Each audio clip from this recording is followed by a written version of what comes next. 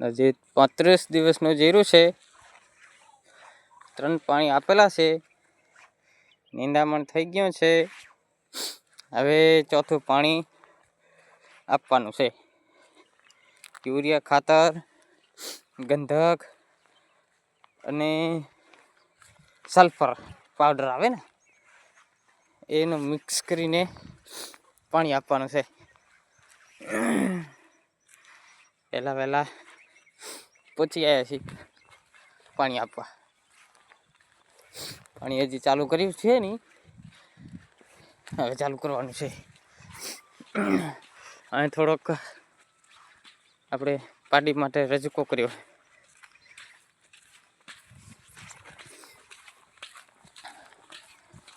અને મૂળ જે આપણે ખેતરમાં જીરું કટિંગ થાય છે એ આ પક્ષી જે કુંજ કહેવાય એ કરે છે. તો ધ્યાન રાખજો, વધારે પડતે વહેલી સવારે અને સાંજના ટાઈમે આવે છે.